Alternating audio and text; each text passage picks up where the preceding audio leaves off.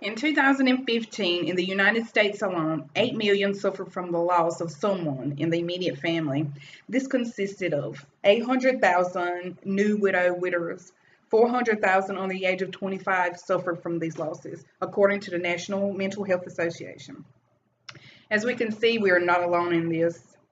1.2 million children will lose a parent due to death before the age of 15, according to Dr. Elizabeth Weller.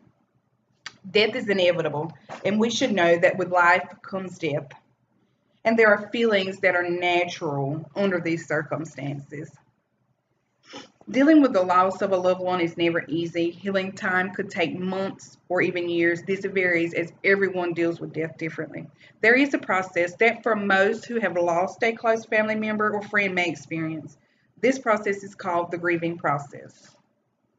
According to Time magazine, not only will we experience these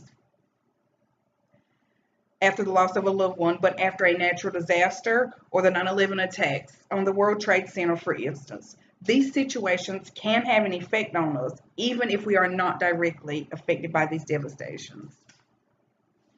The longer we live, the more we will experience these awful losses. As we all know, saying is easier than doing.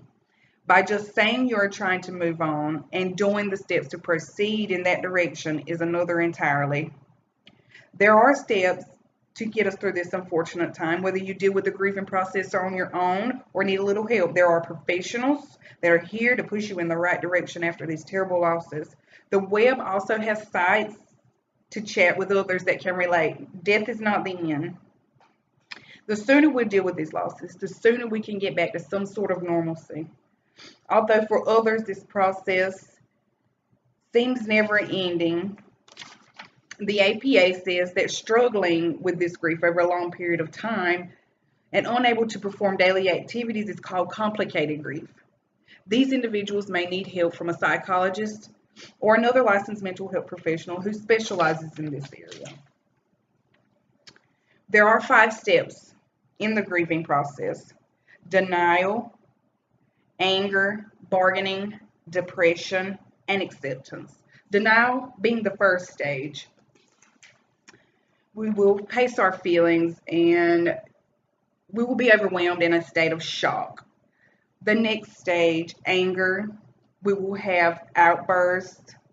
We will become open to our feelings of anger. This anger may be toward a family member who wasn't there or strangers.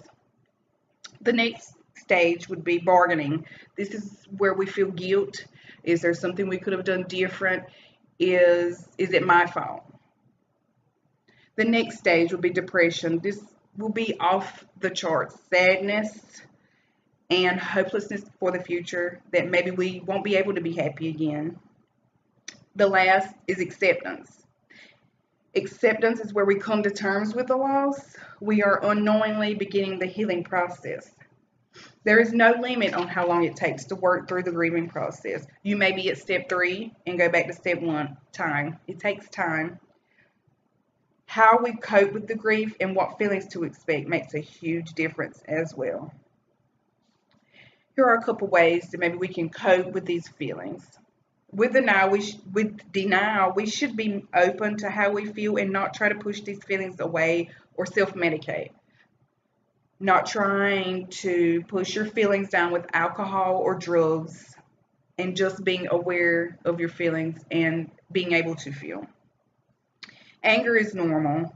Talking about it, even if it hurts, it's vital to talk about this to someone. We have guilt because we feel somewhat responsible, or maybe some way we could have prevented it. Reassuring ourselves that death is inevitable and it will happen to each one of us, and reminding ourselves that it will get easier. Depression. You will feel deep sadness because we don't want to go on without our loved one. It's natural. Remembering the good times and moving forward, accepting that our loved one has gone on and will not come back. Through bits and pieces of acceptance, we can move from the past and readjust to some sort of normalcy. That there is new reality in the future, reminding yourself there is hope. These feelings are not a sign of mental illness. They are very appropriate when dealing with a great loss of a loved one. It is important to stay healthy when moving on. There are a few things to keep in mind when trying to process the loss of a loved one. Take care of yourself, eating healthy, exercising, getting enough rest, helping others that can relate, talking to others that have been through similar circumstances, hearing from others helps us realize we are not alone. Celebrating the deceased, talking about special moments, sharing photos helps keep them alive in our minds. There is hope after the loss of a loved one through knowledge of this process and what to expect and how to stay healthy. You can get back to some sort of normalcy. Death is not the end.